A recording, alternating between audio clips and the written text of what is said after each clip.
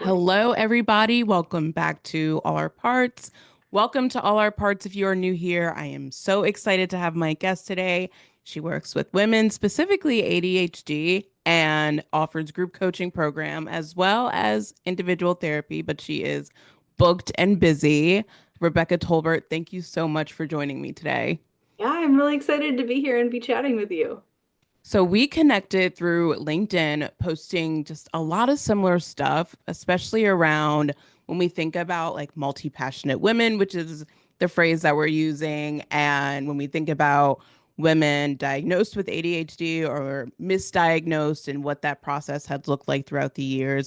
I loved just what you were in posting, like empowering the idea that women can in fact be multifaceted beings. Absolutely. I think it's so easy to be pigeonholed or even to pigeonhole ourselves into I am this, right? I am a therapist. I am a coach. I am a mom. I am like ADHD. So that means blah, blah, blah, blah, blah. And there's so much more to us than any of the labels that we ascribe to ourselves. And I want to create the space and the freedom for women to discover that and grow into the fullness of who they are. Absolutely. So, how did you choose that as your specialty, as your niche? I have really, I guess, like ADHD as well as autism and a lot of other mental health diagnoses. And my ADHD is a lot to deal with. And so throughout the course of my social work career and my honestly, like my whole life, I've really wanted to figure out what to do with my brain. And I never had the right support. And so there were things that I found that were super helpful. And I was always looking up like ADHD therapist, ADHD coach. And I could never find somebody that felt like the right fit for me that was working on the kinds of things that I knew that I needed to work on. And so that's why I do what I do because I couldn't find it. And so I knew that if I was looking for that, other people were looking for it as well. Absolutely. So, I am not an expert in that area. So, I'm definitely going to be asking you a lot of questions. What I do know is that a lot of times when we're younger, like women, girls do not always get the ADHD, ADD diagnosis because it does not show up with the same hyperactivity that shows up in boys at a young age. What Mhm. do you feel like gets missed between the two genders? I think this is the case for generally like women with ADHD and sometimes for boys who are on the distracted as opposed to the hyperactive Yeah. side of ADHD is that a hyperactive little boy is disturbing your classroom. And the teachers, this has got to stop. I can't Mhm. handle it. People can't focus. This is a mess. I can't focus. Like, we got to do something about this. And so, in that, it's like, we got to do something about this child, not this child needs support. And so, what you'll see on women's, like girls' report cards is she's so smart, but she needs to focus.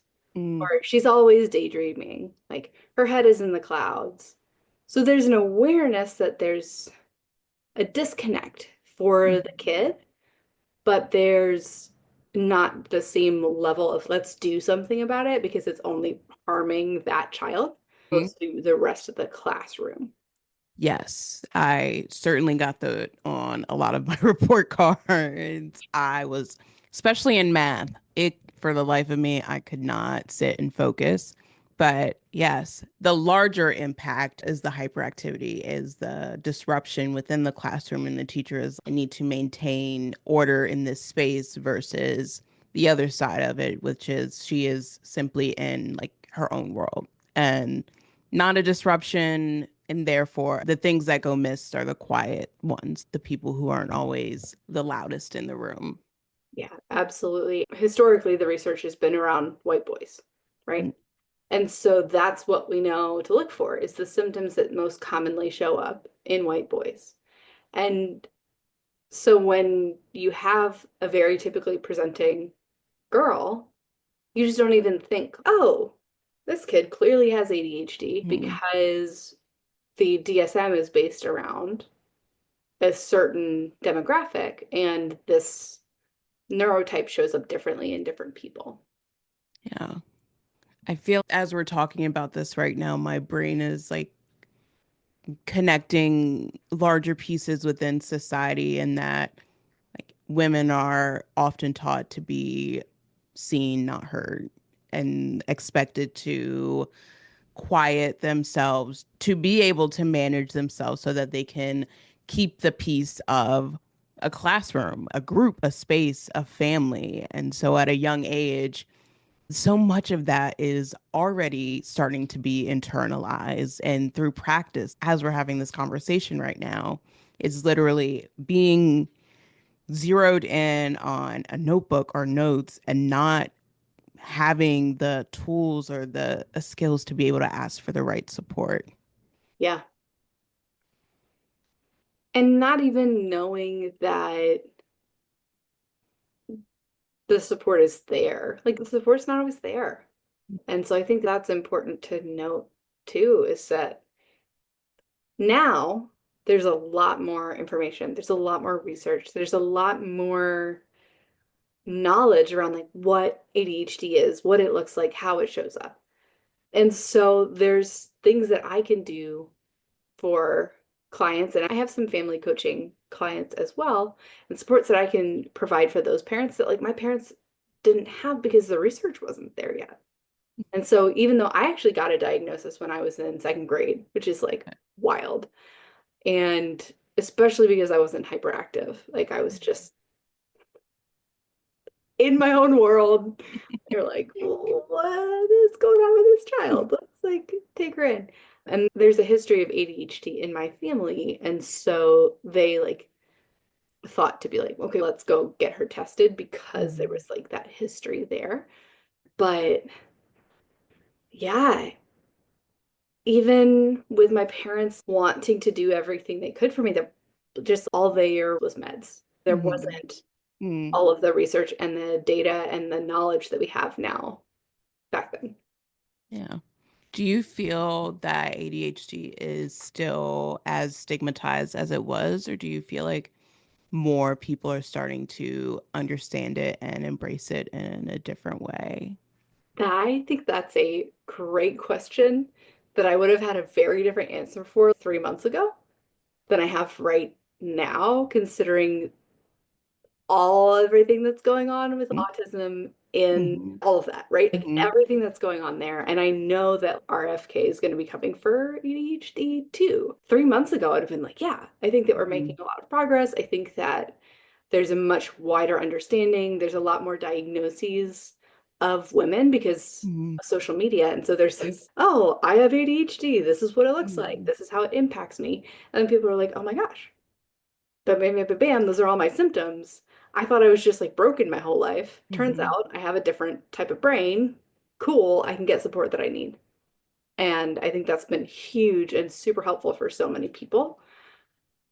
I don't know. I don't know what's going to happen with NIH and stuff. What I have learned through podcasting in the last couple of months is that it's extremely hard to not discuss politics. And politics right now has infiltrated every single piece of our world. And it's hard Yeah. to not look at one without the other. Yes, 3 months ago, we could look at content, we could look at programs, we could look at even individuals and see, yes, we are starting to understand neurodivergence in a different way. We are starting to embrace it, see the strength, see the beauty of it, the magic of it, and be able to stay present in that space. Now, not that gets negated or that gets pushed aside, that's still Right. very much there. And there is very harmful rhetoric that is happening right now within the current administration. And there are people that back the current administration who are co signing this really harmful rhetoric. And so it's hard. It is impossible right now to have a conversation without discussing the unraveling that is happening right now.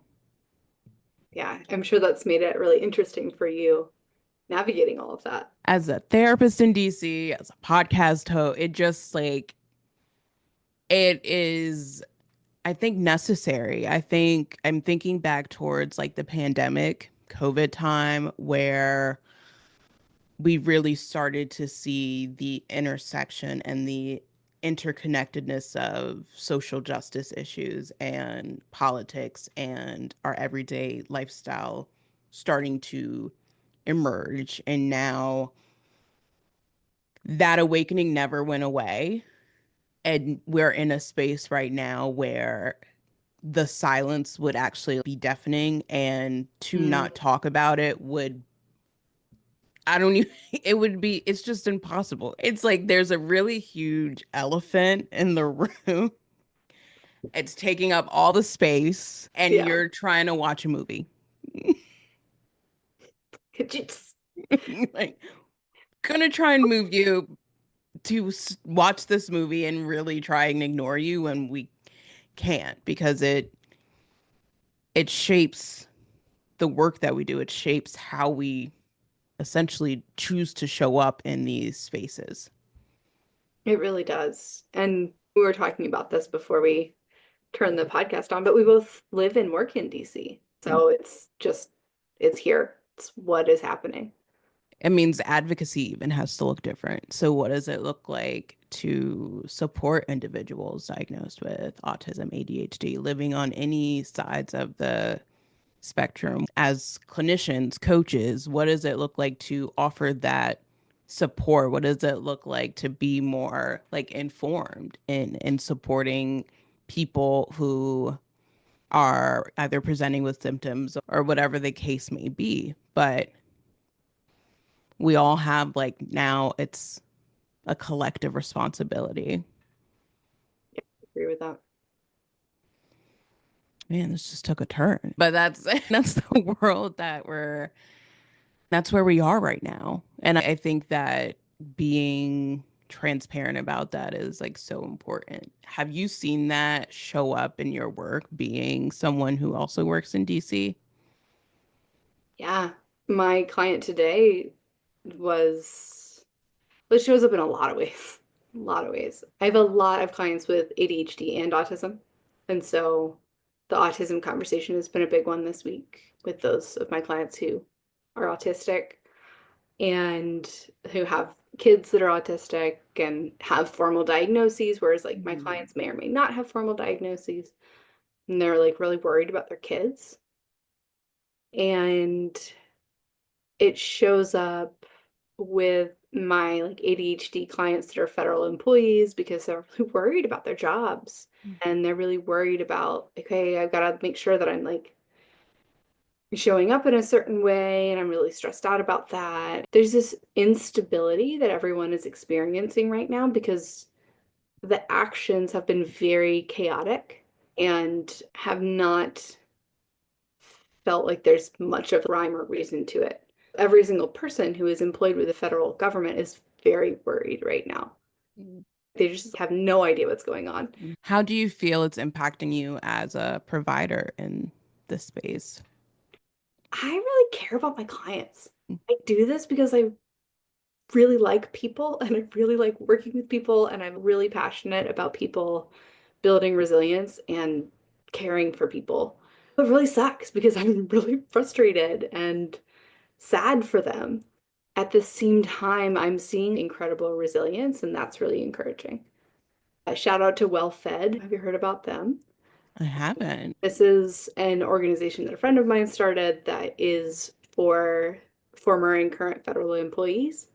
And I did a workshop with them last week where I was talking about stress responses. Here's what's happening in your nervous system. Here are the things that you can do to help yourself regulate and build resilience. And then here's stuff that you can do like more long term to continue to activate your rest and digest system to help you calm Mhm. yourself and feel more ready to take on what life is throwing at you. And I've had to be really intentional about practicing those things myself too. And so it's all of those things where it's like I'm upset and I'm hopeful because I see people being awesome. And I care for myself so much because I want to be able to be there for my clients and support them. Yeah, when I asked about you, I recognized you trailed back into talking about your work. And as providers, we have to be, I think now more than ever, so intentional about how we show up for ourselves, what self-care looks like, what that means, how we have to maybe shift ideas of what success means. So many factors that we have to be conscientious of as people in the mental health space right now who are choosing and loving the privilege of being able to show up for people right now.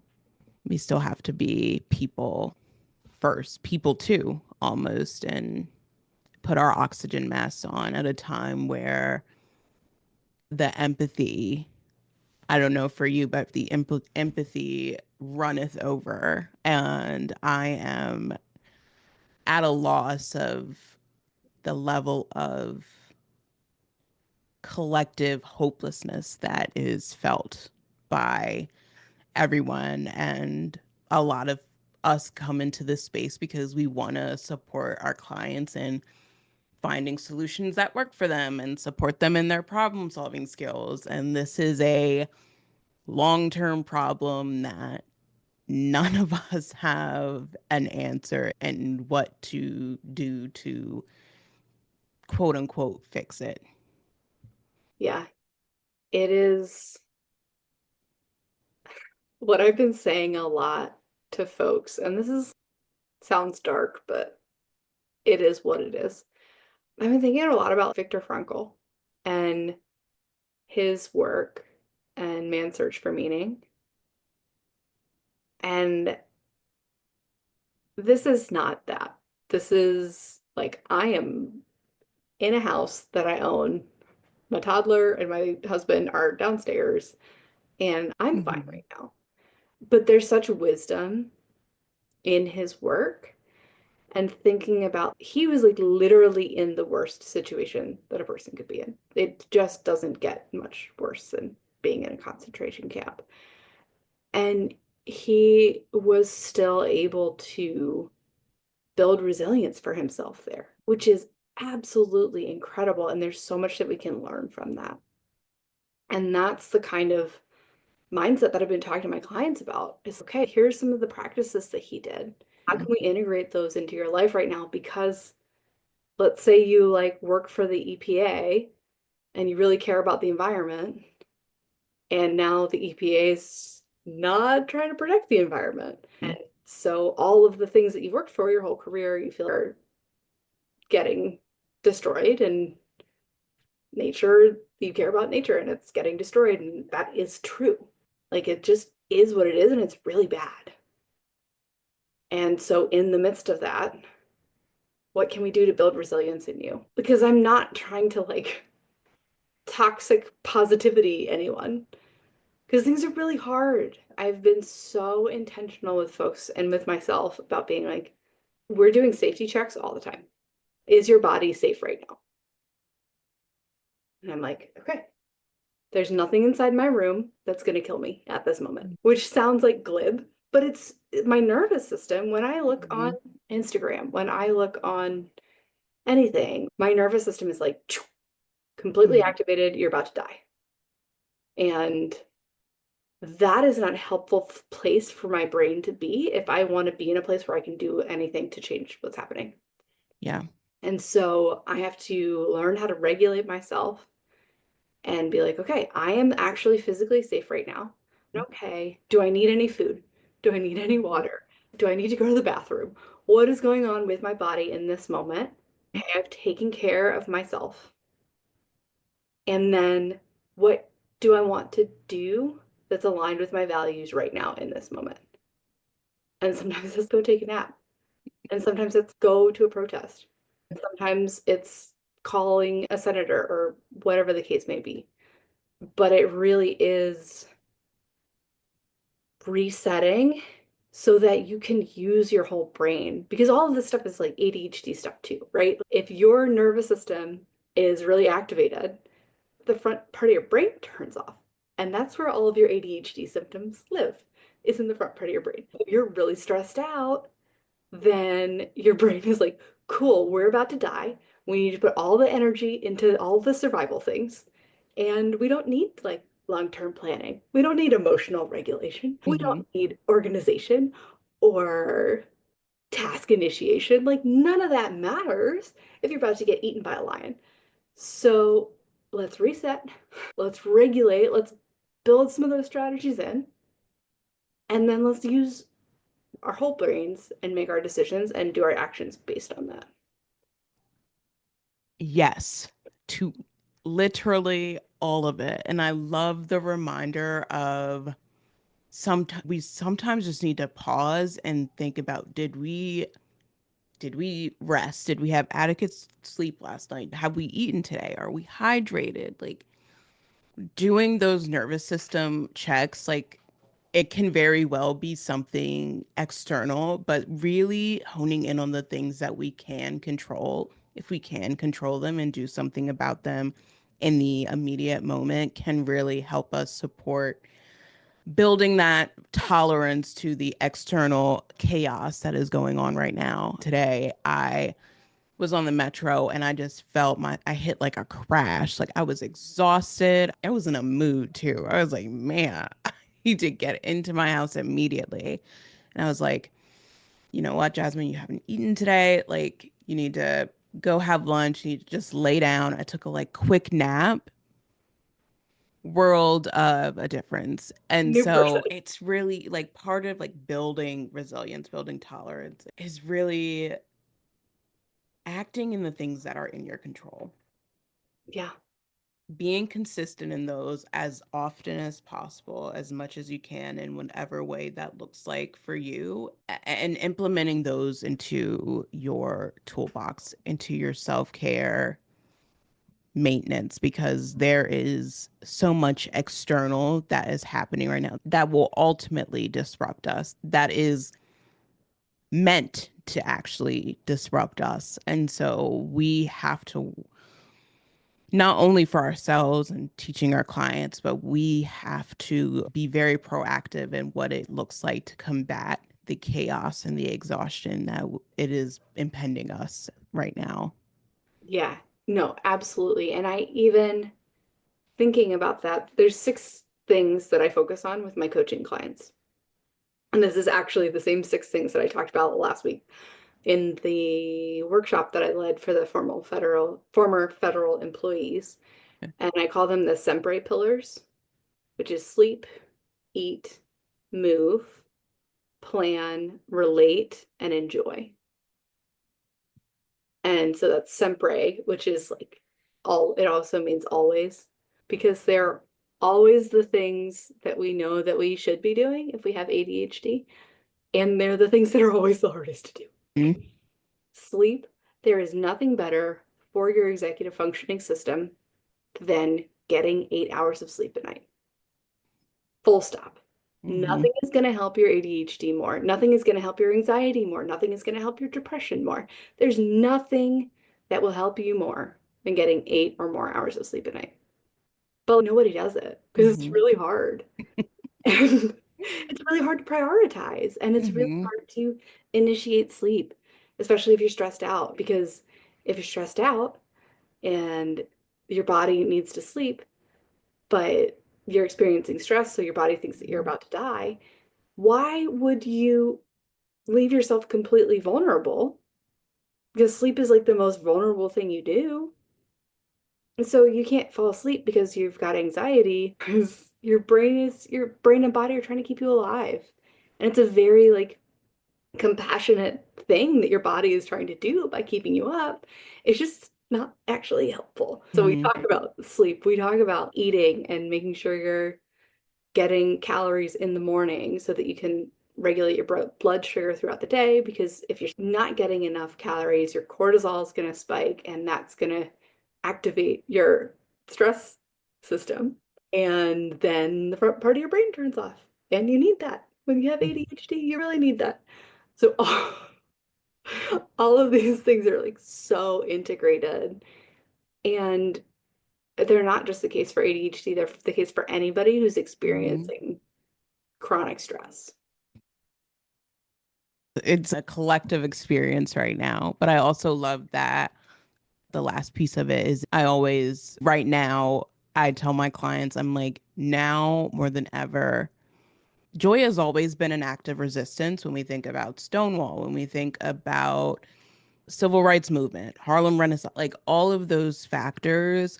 Joy is what moves communities. It's what reignites people to continue moving forward. Yeah. And so I remind my clients as much as what we see is draining to our nervous, draining to our bodies. We want to curl up, we want to watch TV, we want to dim the lights, have a snack, and isolate. It's like now more than ever, we really need to be leaning into community and leaning into the things that we enjoy, leaning into the things that are going to inspire us. Because if we let those things fall on the wayside, we let them win. And we're telling them, like, you have so much power and control over us. And again, that's part of building that resilience. You don't get to take these moments of joy from me. You don't get to take these moments of pleasure, of slowness, of ease as much as possible, as often as possible. Incorporating that is a form of resistance, and it's what helps energize people in strategizing on what to do next. Yeah. Even going back to Frankl, one of his practices was to find something beautiful every day. Like, how wild is that? This man's, I'm going to find something beautiful to appreciate every single day. And that is amazing. And so I can do that. Like, I can do that. I've got things that are beautiful. I've got things that I enjoy. And even in the less intense way, I always think about. So with my ADHD folks, I hear this in everyone is that like when I get my life together, then I can do the things that I like. Then I'll have earned happiness. Well, your life's probably not ever gonna get together. Let's be real. The odds that like your whole house is going to be organized and all of your work is going to be up to date and all of your, I don't know, everything is going to be perfect. And then you get to plan something fun with your friends. That's just not, it's just not kind to yourself. And especially when we think about like how your dopamine system works, part of the reason that ADHD folks have such a hard time paying attention is because we have less dopamine in our brain system. Dopamine is the chemical. So it actually sometimes is helpful to reward yourself before you do the thing because then you've got more dopamine in your system and then you can focus a little bit better. But you have to reward yourself and actually appreciate it. And so it not be like, oh, I'm like, I shouldn't be doing this, like blah, blah, blah. You just Mhm. do it because you like it, because you're allowed to like things and you're allowed to want things and you just do it. And then you celebrate, oh my gosh, that was so much fun.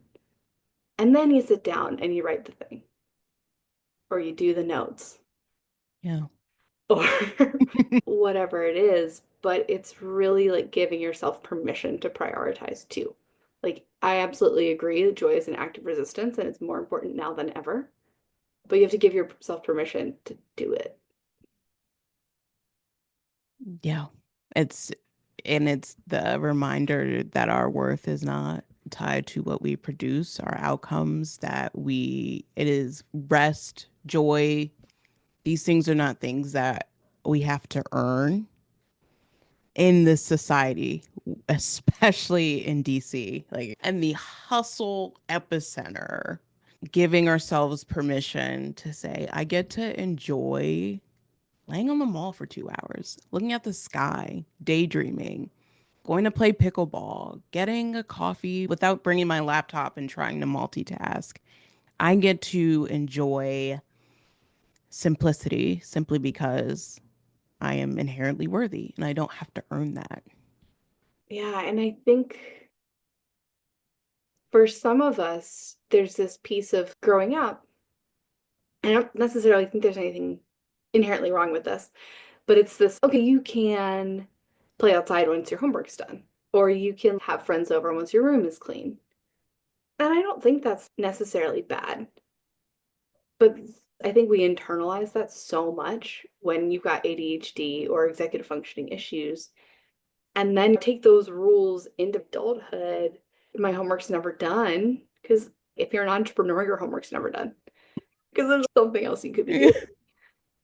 If you're a federal employee, your homework's never done because there's 4 billion things that you're working on all the time. So it's just like those rules may have worked then, but we internalize them and we try to make them work. They don't work now.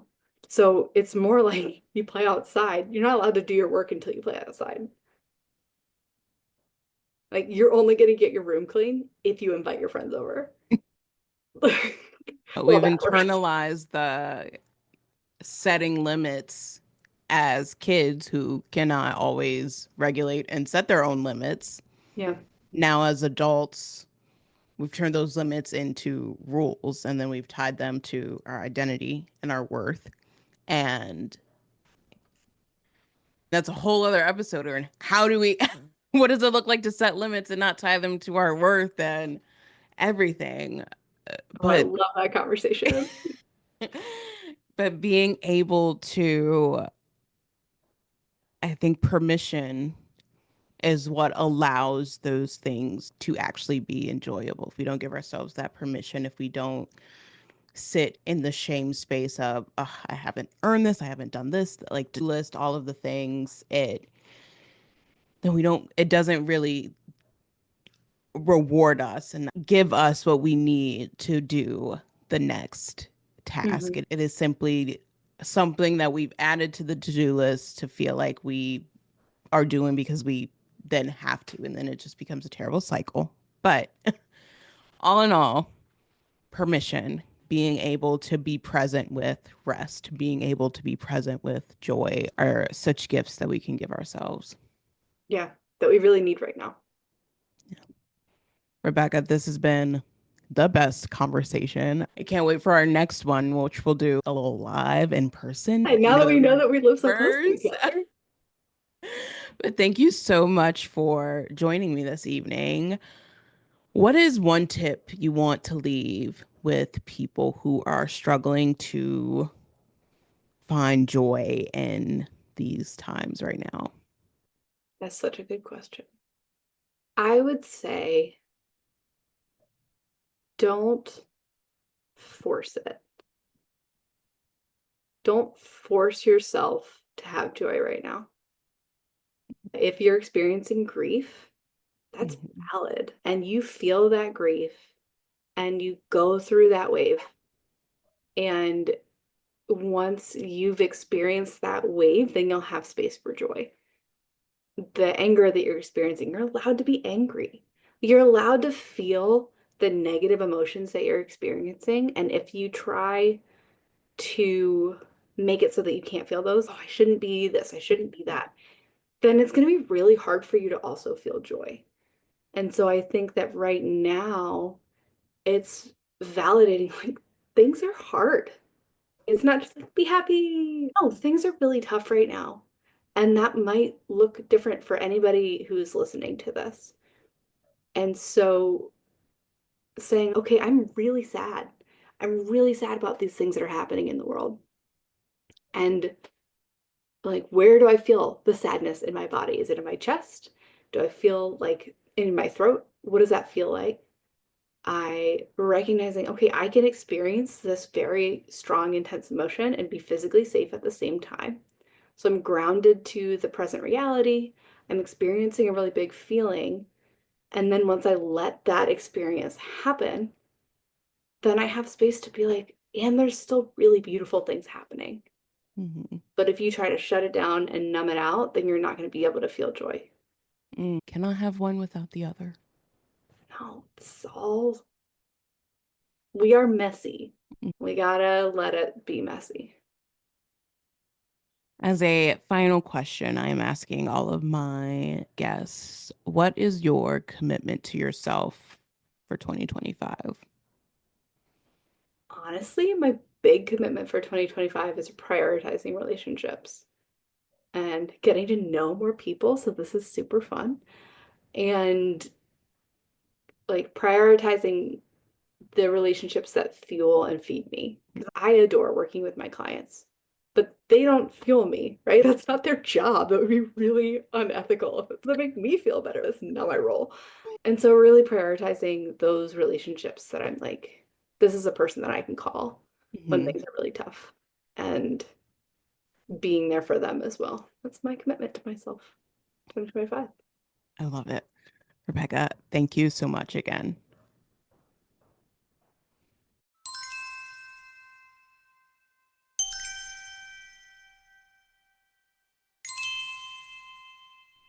Thank you all so much for tuning into this episode. Make sure you tap the bell to stay in the loop with new episodes dropping every Friday. If this episode spoke to you, I'd be so grateful if you left a review. It helps others find the show and reminds me why I keep showing up. And if you want to keep the conversation going, come hang with me on socials at Unilome Wellness LLC. We're healing out loud together.